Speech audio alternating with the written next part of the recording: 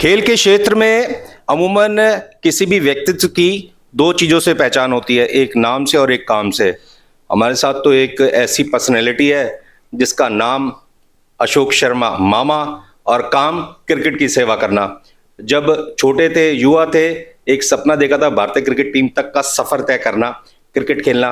वो तो सफलता हाथ लगी नहीं, लेकिन ये जो आप ऊपर फोटो देख रहे हैं ना, इसमें यही है, proud movement for DDCA, best pitch of IPL 2025। Very well done mama. DDCA ने क्या शानदार काम किया। धन्यवाद मनोज जी। काम डीडीसीए करता ही आता है। काम करने में कभी डीडीसीए के जितना भी स्टाफ है पीछे नहीं रहता। और प्राउड मूवमेंट जो अभी आपने बोला, और ये इंडिविजुअली मेरे लिए नहीं है, मेरा ग्राउंड स्टाफ बहुत एक्सपीरियंस वाला है। इसमें क्यूरेटर अंकित दत्ता बहुत मेहनत करने वाला यंग क्यूरेटर है। और जितना भी हमारा स्टाफ है यहाँ पर, उनके फादर्स काम करते थे, अपने फादर से उन बहुत से बच्चों ने सीखा और आज वही बच्चे ग्राउंड के अंदर या स्टाफ के अंदर हैं। तो हमारा जो ये निरंतरता चल रही है बच्चों के साथ कि पहले काम सीखते हैं, अपने घर से ही काम सीख के आते हैं, फिर हमारा जो स्टाफ है, जो भी जो उस टाइम मैनेजमेंट होती है, वो उन बच्चों को प्रायोरिटी देता है क्योंकि वो काम ऑलरेडी पहले से सीखे हुए होते हैं। तो ये प्राउड बीसीसीआई का भी धन्यवाद देते हैं जिन्होंने बेस्ट पिच डीडीसीए को अनाउंस किया। और बाई चांस मैं वहाँ उस टाइम था, तो मेरे को सेक्रेटरी साहब का फ़ोन आया जय शाह जी का कि आपको ये लेना है। और फिर हमारे प्रेसिडेंट अरुण जेटली जी का भी फ़ोन आया कि आप वहाँ प्रेजेंट हो और आप इसको लेने जाइए। तो बड़ा प्राउड फील हुआ मेरे को कि डीडीसीए के जो विकेट है वो सबसे बेस्ट इंडिया के अंदर चुनी गई और उस प्राउड मोमेंट के लिए मैं वहाँ प्रेजेंट था और ये मेरे सौभाग्य की बात है। चलिए अब डीडीसीए की बात करते हैं। संकल्प से सिद्धि तक, डीडीसीए का एक संकल्प है दिल्ली के क्रिकेटर्स को अधिक से अधिक मैचेस देना और ऐसे मैचेस देना जिसमें सभी संसाधन उपलब्ध हों। और उसके बाद जब आप संकल्प को शिखर तक पहुंचा देते हैं तो डीपीएल का प्रारूप देखने को मिलता है। दूसरा संस्करण बहुत ही सफलतापूर्वक आयोजित हो रहा है। पहला संस्करण बेहद सफल रहा और दूसरा संस्करण मैदान में। देखिए, पहला संस्करण तो फ्लोर पे आ चुका है। लोगों ने, व्यूवरशिप ने, दिल्ली की जनता ने, क्रिकेटर्स ने, और जिन बच्चों की परफॉर्मेंस हुई, किसी का भी समय उस टाइम व्यतीत किया हुआ खाली नहीं गया। किसी ना किसी को किसी ना किसी चीज में उपलब्धि मिलती गई। जो अच्छा खेला उनको आईपीएल में चुन लिया गया। 6 बच्चे हमारे आईपीएल में चुन लिए गए। और सबसे बड़ी सफलता जो हमारे को इस नॉर्थ जोन में, क्या मेरे ख्याल इंडिया के अंदर मिली, वुमेन क्रिकेट शुरू करने पर। ये विजन हमारे अरुण जेटली जी का था। और पिछली बार हमारे को टीम बनाने में थोड़ी मुश्किलात आई कि हमारे को 20-20 की टीम बनानी थी, तो हमारे को उस स्टैंडर्ड की लड़कियां नहीं मिल पाई। लेकिन इस बार जब वुमेन क्रिकेट शुरू होगी तो हमने वुमेन लीग शुरू कराई, जो मेरे ख्याल नॉर्थ में और पूरे इंडिया के अंदर मेरे ख्याल फर्स्ट है जो हमने ये लीग शुरू कराई। हमने ये जिम्मेदारी, जो हमारे बहुत पुराने क्लब हैं, कुछ क्लब तो 50-50 साल पुराने हैं, उनको जिम्मेदारी दी गई कि वुमेन्स क्रिकेट को आगे बढ़ाना है। तो उन्होंने कोशिश करी और दिल्ली की बेस्ट लड़कियां ढूंढ के अपने अपने क्लबों की एक टीम बनाई। 42 टीमों ने पार्टिसिपेट किया और उस चीज को प्रमोट करने के लिए डीडीसीए ने भी फाइनेंशियल हेल्प करी। जिन टीमों को पार्टिसिपेट लीग में किया उनको सब्सिडी वगैरह देने की घोषणा की प्रेसिडेंट साहब ने, और बहुत सफलतापूर्वक वो लीग पूर्ण हुई। और उसी को बेस पे रखते हुए इस साल जो ऑक्शन हुई उसमें बहुत सी लड़कियां चमत्कारिक रूप में सामने आई और उनका जलवा देखने को मिलेगा 17 तारीख से। और मैं आशा करता हूं कि हमारी लड़कियां जो है दिल्ली के लिए खेले और उसके बाद फिर इंडिया के लिए खेले। Young and energetic president Rohan Jaitley, एक बहुत बड़ा नाम। सपना देखा उन्होंने डीपीएल का, उसे साकार कर दिया। देखिए, सपना तो था, कोशिश बहुत सालों से हो रही थी, लेकिन फ्लोर पे आया जब रोहन जी प्रेसिडेंट बने। उनके पास एक विज़न था। कोई ज़्यादा टाइम नहीं था। पिछली बार हमारे पास फाइनेंशियली कोई इतनी बड़ी हेल्प नहीं थी, लेकिन एक रिस्क लिया जो सफलतापूर्वक संपूर्ण हुआ। और इसका टोटली श्रेय पूरी एपेक्स काउंसिल को जाता है। उसमें रोहन जी मेन, और बाकी कोई सोचे कि ये सब मिलके एक जने ने करा लिया, वो भी नहीं है। पूरी एपेक्स काउंसिल की सफलता इस DPL 1 पर थी, और व्यूवरशिप में भी हम काफ़ी सेकंड आए। और आज DPL 2 शुरू हो चुका है, आज 5 दिन हो गए हैं शुरू होते हुए, और दिल्ली के दर्शकों को बढ़िया क्रिकेट देखने को मिल रही है। आप देखो 5 दिन के अंदर शतक, कल मैं मैच देख रहा था, 4 रन से एक बच्चा रह गया शतक से। उससे पहले मैच के अंदर वहां पर भी 78 बच्चे ने करे। तो बच्चों ने पूरे साल मिलके मेहनत करी है कि हमने DPL खेलना है। DPL एक दिल्ली का फ्यूचर बन गया है। जिसने DPL खेला, और इतना क्रेज है DPL का बच्चों में खेलने का, जिस तरीके से इंडिया के अंदर IPL के अंदर देखने को मिलता है। आपको बता दूं कि DPL अब एक लॉन्च पैड बन गया है। इस पैड पर आएंगे तो DPL से IPL, और उससे बीच में सैयद मुश्ताक अली ट्रॉफी है, और साथ में आपने मुंबई में गेटवे ऑफ इंडिया तो देखा है, सुना भी है। ये इंटरनेशनल क्रिकेट का DPL एक गेटवे भी है। आप इस गेट पे खड़े होइए, दमखम दिखाइए, चमक बिखेरिए, तो इस गेट के अंदर आप आसानी के साथ प्रवेश कर सकते हैं। अभी अपने फाइनेंस की बात की, स्पॉन्सर्स की भूमिका बहुत महत्वपूर्ण रहती है किसी भी इवेंट के लिए। देखिए, इवेंट के लिए स्पॉन्सर्स की भूमिका बहुत महत्वपूर्ण है। तो रोहन जेटली जी ने स्पॉन्सर्स आने शुरू हुए हैं। पिछली बार थोड़े कम थे, इस बार थोड़े ज़्यादा आए हैं। लेकिन बच्चों को, टीमों को इस फॉर्मेट के अंदर हेल्प चाहिए, क्योंकि जो पैसा टीम लगा रही है अपने पास से, तो अब उनको जब तक हेल्प नहीं मिलेगी तो कितने दिन ये प्रोफेशनल क्रिकेट चलाएंगे। आगे आगे बढ़ने में टाइम लगता है। समय आएगा जब, जैसे IPL शुरू हुआ ऐसे ही दिल्ली प्रीमियर लीग उस मुकाम पर पहुंचे।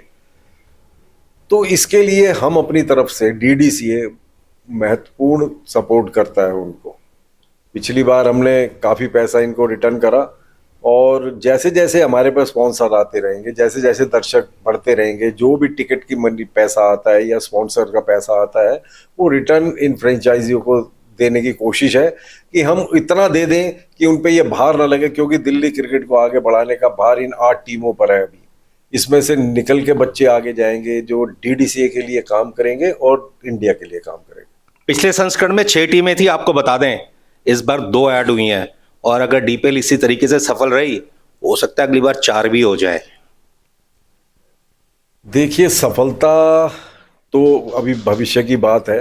अभी 5 दिन हुए हैं, अभी 26 दिन पड़े हैं इसको पूर्ण होने में। तो कोशिश तो यही रहेगी कि टीमें इसी तरीके से परफॉर्म करती रहें। बच्चों में एक आग लगी है दिल्ली के अंदर, क्योंकि जब ऑक्शन हो रही थी तो इस टाइम मैं सीट पे बैठा हूँ, तो मुझे पता है कि कितने बच्चे जो थे जो DDCA में लीग खेलते हैं, कोई 2500 से ऊपर बच्चा खेलता है। उस सब का डेटा निकालने के बाद जो परफॉर्मेंस वाइज हमने कैटेगरीज बनाई, उसी हिसाब से हमने बच्चों को सेल पे डाला। तो बच्चों में बहुत ज़्यादा आस थी कि मैं नहीं, लेकिन मैं नहीं होता है यहाँ पर, हम होता है। हम के हिसाब से जितने बच्चे आए वो सारे हमारे हैं, और जितने भी परफॉर्मेंस करके आगे जाएंगे वो भी हमारे होंगे। हमारे मीन्स DDCA के। मैं कल भी आया था, आज भी आया था। जो स्थानीय सपोर्ट है इस लीग को लेकर के, दर्शक बहुत कम संख्या में आ रहे हैं, तो किस तरीके से आप स्थानीय दर्शकों को मोटिवेट करेंगे? हालांकि पिछले वर्ष काफी अच्छी संख्या दिखाई दी थी, लेकिन इस वर्ष वो उत्साह अभी तक दिखाई नहीं दिया है। गर्मी भी एक कारण हो सकता है। देखिए, स्कूल्स खुले हुए हैं, मौसम भी ऐसा है कि बरसात आती है जाती है। दूसरा, स्पेक्टेटर्स को बुलाने के लिए पहले हमने स्कूल्स को बहुत अप्रोच किया था। इस बार स्कूल्स का पीक सीजन चल रहा है, स्कूल्स अभी खुले हैं, उनका बहुत से स्कूलों में एग्ज़ाम भी हो रहे हैं। हमने कॉलेजेस को भी अप्रोच करा है, वहाँ पर भी यही कंडीशन है। तो अभी क्या है कि कॉलेजेस में एंट्रियाँ शुरू हुई हैं, क्योंकि जिस कॉलेज में जाना है पहले वो अपने कॉलेज को देखेंगे, बाद में देखेंगे। लेकिन सैटरडे संडे को हमारे 8 से 10 हज़ार आदमी आते हैं यहाँ पर दिल्ली के। देखो, दिल्ली दिल वालों की, हमारे को क्यों नहीं सपोर्ट करेंगे? दिल्ली के उन्हीं के ही बच्चे हैं। तो ज़्यादा से ज़्यादा, क्योंकि हमने ऑनलाइन टिकट इस बार बेचने की शुरू कर रखी है, और हमने इस बार टिकटिंग शुरू करी हुई है।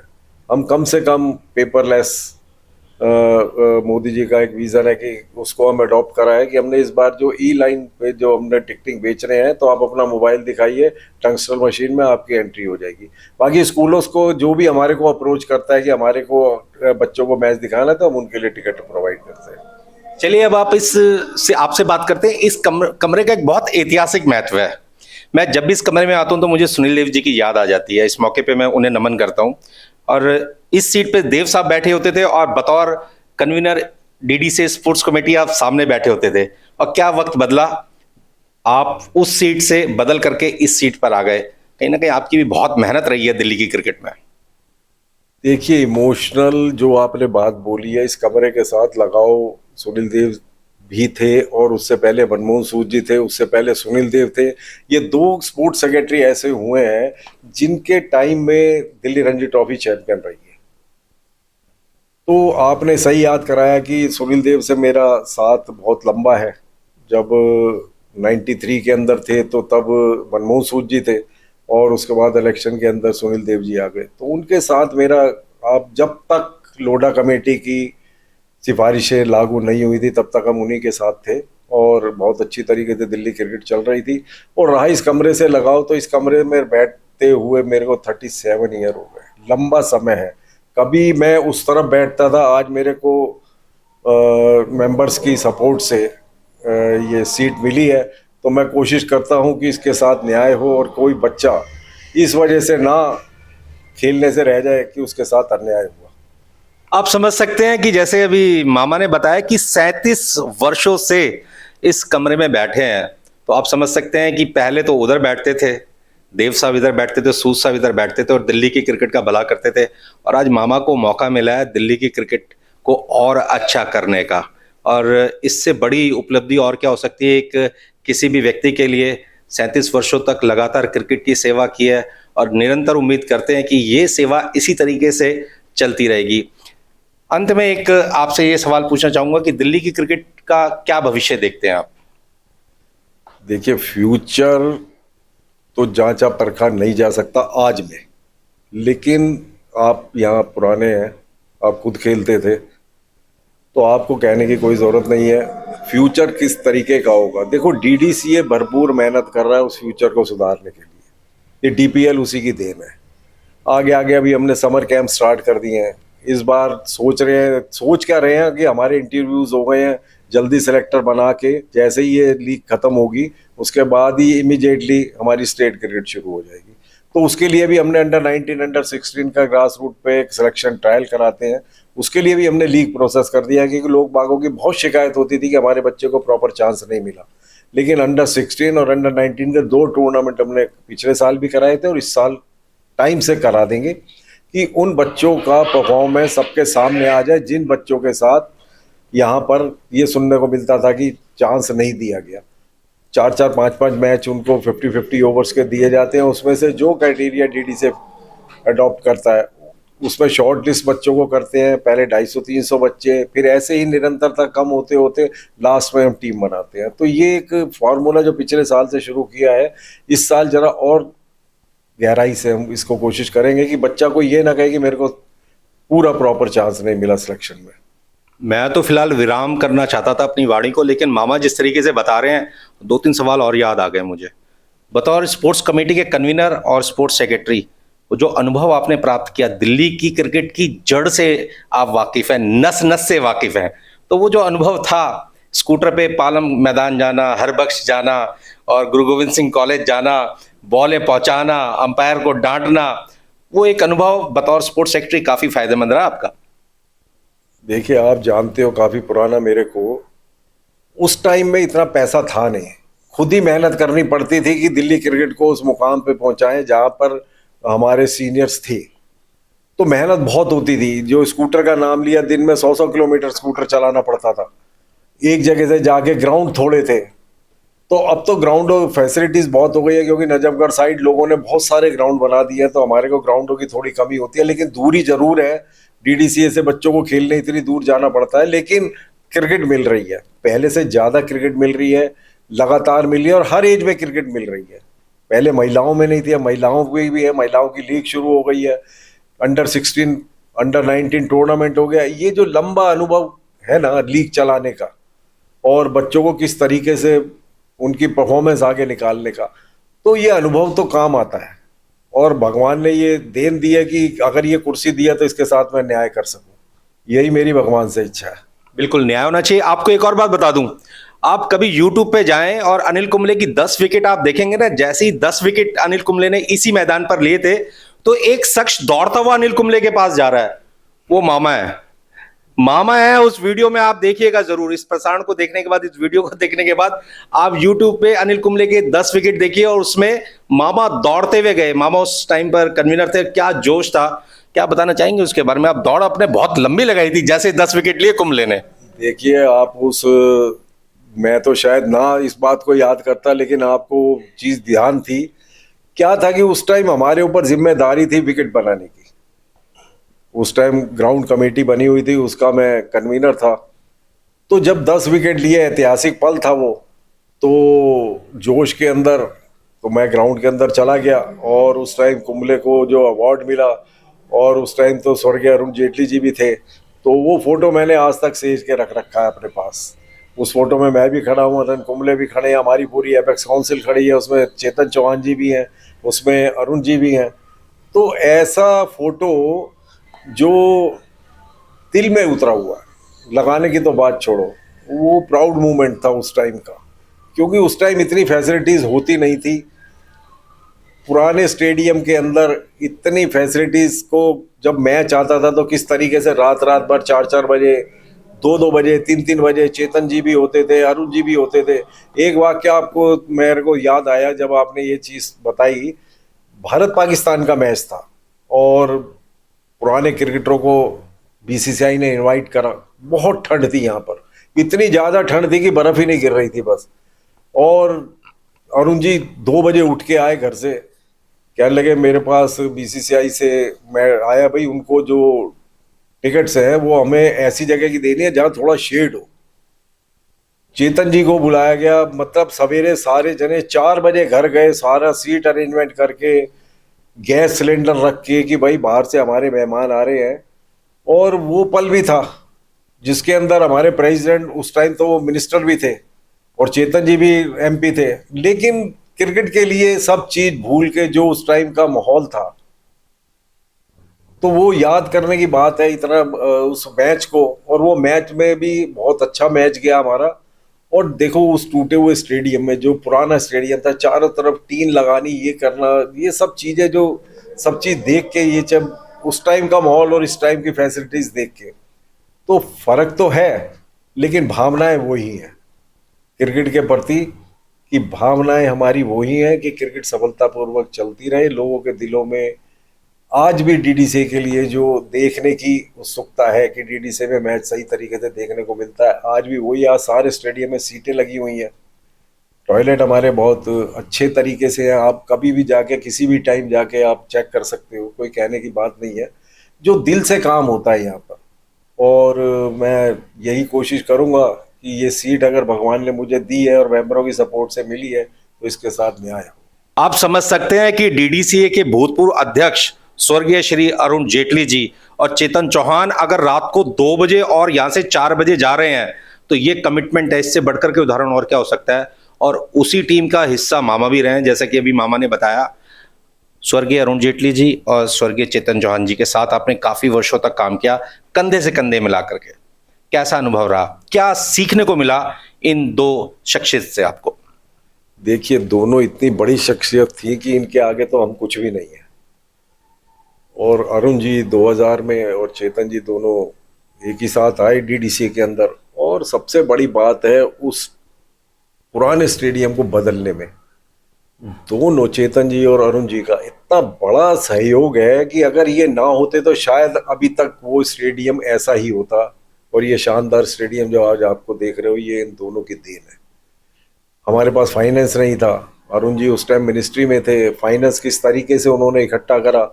और वो मैच भारत पाकिस्तान का रिकॉर्ड टाइम के अंदर हमें कराना था, जब दोनों की सद्भावना के अंदर सीरीज शुरू हुई बहुत साल रुकने के बाद। तो 1 महीना हमारे को मिला पूरे स्टेडियम की विकेट बनाने का, जबकि स्टेडियम अभी कंस्ट्रक्शन हो रहा था उसके अंदर। होम मिनिस्ट्री से आया कि आपको ये मैच जरूर कराना है। अरुण जी ने चेतन जी के कंधों पर ये काम दिया कि आप मैच करा लोगे 1 महीने के अंदर। उन्होंने कहा हम करा लेंगे। तो कहाँ से रोल होके वो घास के कारपेट आए। उस टाइम वेंकट सुंदरम जी भी हमारे साथ थे, राधेश्याम जी भी साथ थे। ये सारे एक्सपर्ट थे विकेट बनाने में। तो 1 महीने के अंदर हमने वो विकेट तैयार कर दी। यहाँ पर मैच हुआ और पूरा शानदार तरीके से मैच हुआ। तो वो क्षण, वो डिवोशन जो था ना अरुण जी और चेतन जी में, कि एक ने कहा दूसरे ने मानी वाली बात थी। मतलब मैं उस टाइम का मेरे को ध्यान है कि हम लोगों के जो हमारी जो शरीर थे, मतलब जो वाइटनेस थी, जो गोरापन था, सब मिट्टी में मिल गया। इतनी मेहनत 3 5 7 जनों की कि रोज फोन पे बात होती थी चेतन जी अरुण जी की, कितना आगे बढ़े, कितना आगे बढ़े, कितना आगे बढ़े। रोज ट्रक पे ट्रक आ रहे हैं विकेट के। और उस तरह मतलब अनबिलीवेबल काम था। बाकी सबने तो मना ही कर दिया था कि हम नहीं करा सकते, लेकिन अरुण जी ने कहा कि चेतन जी को कि आप करा सकते हो। उन्होंने वो काम अपने कंधे पे लिया और उसको पूरा कराया। मतलब दो इतनी महान शख्सियत थी कि एक ने तो स्टेडियम बना दिया और एक ने वो विकेट, उस टाइम की चली हुई विकेट अब तक बन रही है ये। और उनका काम करने का नजरिया तो ऐसा था कि जो ठान लिया वो कर रहा है।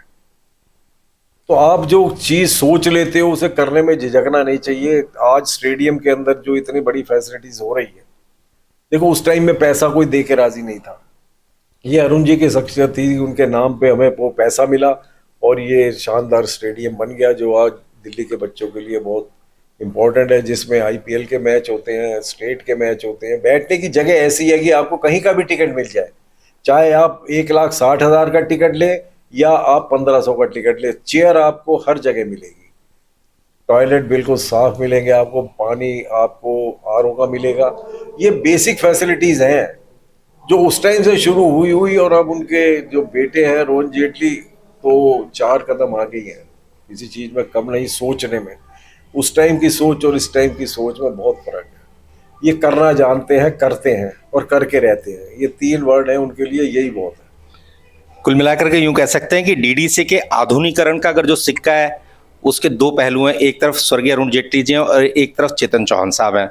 और अब वो जो कार्यक्रम इन दोनों ने शुरू किए थे उसका एग्जीक्यूशन वर्तमान अध्यक्ष रोहन जेटली जी पूरी तत्परता के साथ कर रहे हैं। बिल्कुल बिल्कुल, इसमें कोई कहने की बात नहीं है। और ना किसी को सोचना चाहिए कि सोच जो है ना वो बहुत कुछ करा देती है। डीपीएल ये सोच का ही नतीजा है। नहीं तो अगर हम 20 दिन ऐसे ही सोचते रहते तो फिर ये फ्लोर पे आने में थोड़ी और देर लगती। लेकिन 20 दिन में डिसीजन हुआ और वो फ्लोर पे आए और सफलता आपके सामने है। विचार विमर्श और उसका क्रियान्वयन, उसी का परिणाम डीपीएल है।